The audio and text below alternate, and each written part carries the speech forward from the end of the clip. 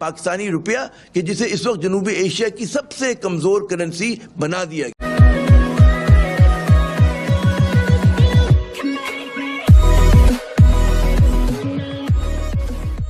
नमस्कार दोस्तों, पाकिस्तानी रुपया अब मतलब संभलने का नाम नहीं ले रहा है। आने वाले दिनों में हो सकता है, क्योंकि देखिए अभी आप सिचुएशन देखो तो पाकिस्तान का एक रुपया एक यूएस डॉलर के सामने 300 से 350 रुपए के आसपास घूमता रहता है। आने वाले फ्यूचर में ऐसा लगता है, और ऐसा भी नहीं है कि 10-15 सालों के बाद, ये 2-4 सालों में हो सकता है कि पाकिस्तान का जो रुपया हो $1 के सामने 1000 पाकिस्तानी रुपया आपको मिले।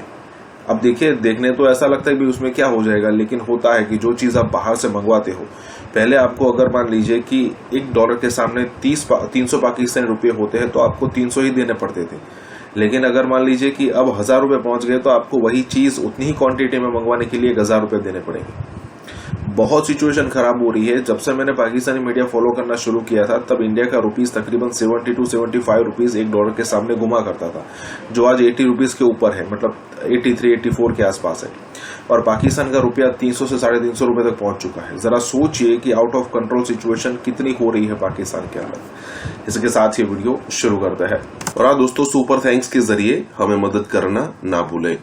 क्या वजह है कि गुज़िश्ता 10 रोज में रुपया जो है डॉलर के मुकाबले में एकदम 164 से लुढ़क कर 168 के हेर फेर में आ गया है। इससे पहले इसी साल हम देखते हैं नाज़रीन के मार्च में रुपया जो है वो डॉलर के मुकाबले में 154 की सतह से फिसल कर एक झटके में 170 पर जा पहुंचा था। अच्छा, मार्च में जो रुपए का तेजी से कमजोर होना है वो समझ में आता है, क्योंकि उस वक्त जो है आर्थिक सरमायाकारों ने स्टेट बैंक ऑफ पाकिस्तान के जो कलील मुद्दती पेपर्स हैं उसमें से अपना पैसा जो है वो एकदम निकाला था। चले, मार्च में जो हुआ सो हुआ, लेकिन जुलाई में ऐसा क्या हो गया कि रुपया जो है एक मर्तबा फिर दबाव का शिकार है। फिलवक्त डॉलर की तलब जो है मार्केट में वैसी नहीं जैसी आम हालात में होती है। पाकिस्तानी दरामदाद में कमी हुई है। कोरोना वायरस की वजह से जो है माशी सरगर्मियां सुस्त हैं। बैरून मुल्क सफर कम हो रहा है और इस साल हज पर भी जो है पाकिस्तानी नहीं जा पा रहे। अच्छा, दूसरी तरफ हम देखते हैं कि बैरून मुल्क से जो आने वाली तरसीलात है उसमें इजाफा हुआ है, यानी कि तलब कम है और रसद जो है डॉलर की ज्यादा है। फिर क्या वजह है कि मकामी करेंसी की जो कश्ती है वो डामाडोल है। रुपए की कदर के हवाले से मुसलसल जो है गैर यकीनी सूरत हाल का मईशत पे क्या असरात होंगे। रुपए की कदर जो है कहीं मुस्तहकम होगी कि नहीं, या मुसलसल ये हमें धड़का लगा रहेगा कि ना जाने कल क्या हो जाए। इस मामले में स्टेट बैंक ऑफ पाकिस्तान का किरदार जो है वो क्या तसल्ली बख्श है? क्या IMF की जो शराइत और तकाजों को पूरा करने के लिए जो हम IMF से उधार पर गवर्नर स्टेट बैंक लाए रजा बाकर साहब, वो पाकिस्तानी मफादात की निगरानी कर भी पा रहे हैं या नहीं, या फिर वो पाकिस्तान से बाहर जो है अभी से अपनी अगली नौकरी के लिए राह जो है हमवार कर रहे हैं। आज के प्रोग्राम के एजेंडे पर सबसे पहले है पाकिस्तानी रुपया कि जिसे इस वक्त जनूबी एशिया की सबसे कमजोर करेंसी बना दिया गया है। चंद आपको एक फैक्ट बताना चाह रहा हूँ जनाब, ताकि ये मालूम हो कि क्या होता रहा और क्या हो रहा है। आप जरा ये देख लें कि 2001 से 2005 तक दशवाक साहब भी हमारे साथ थे कि हमारे पास एक हफ्ते के रिजर्व नहीं थे। एक हफ्ते के बाद हमारे पास ऑयल पेमेंट नहीं थी। डॉक्टर इशरत साहब अभी गवाह मौजूद हैं यहाँ पे गवर्नमेंट में, उनके साथ काम कर रहे हैं। वहाँ पे हमने कैसे मैनेज किया। और जब ऑयल प्राइसेस थी $150 पर बैरल, अब तो ऑयल प्राइस भी कुछ नहीं है, 40-50 के रेंज में घूम रही है। तो जिस अंदाज से वो मैनेज किया गया वो था out of box solution. Out of box का सोल्यूशन को आपको इम्प्लीमेंट करना पड़ेगा। और दूसरी बात ये कि जब हम बात करते हैं तो हमको हमारा बेस क्या है? हमारा बेस है रियल इफेक्टिव एक्सचेंज रेट। वो क्या है इस वक्त? इस वक्त रियल एक्सचेंज रेट आपका होना चाहिए 97-98। तो 90, यस एग्जैक्टली, ये मैं प्रूफ के साथ कह रहा हूं। तमाम फंडामेंटल को आप शामिल कर लें तो आपका रियल कहते हैं हम इसको, रियल इफेक्टिव एक्सचेंज रेट, वो 97 से कम आप कह रहे हैं। चले 97 भी नहीं, चले 2 भी कम कह लें। 97 इस वक्त आपका एक्सचेंज रेट। अब 97 के अगेंस्ट में 168 ट्रेड कराना, मैं कहता हूँ आई एम सॉरी टू से, एक बदतरीन जुल्म है इस कौम पर, इस मुल्क पर।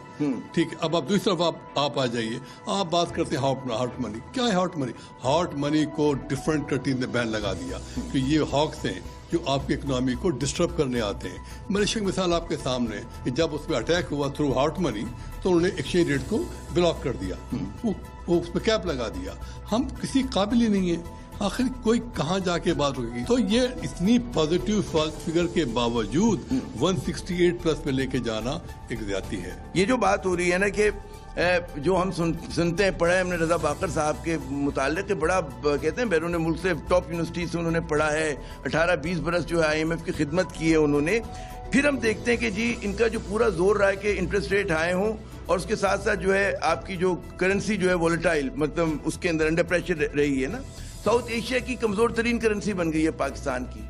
तो क्या इसका, जिस तरह भी डॉक्टर साहब का एनालिसिस था, जफर साहब का, आप किस तरह से देख रहे हैं इस चीज को? देखिए, बात यह है कि जहां तक गवर्नर का ताल्लुक है, अच्छी यूनिवर्सिटी से बिल्कुल पढ़ा उन्होंने, लेकिन कोई नई चीज नहीं। हमने भी उनसे ज्यादा बेहतर अच्छी यूनिवर्सिटी से पढ़ा हुआ है, लेकिन हम शोबाज नहीं करते। दूसरी चीज ये है कि वो बच्चे थे IMF में, he was only a division chief. अगर मैं पाकिस्तान के जबान में समझाऊं तो he was a deputy secretary in the ministry of finance rank के थे।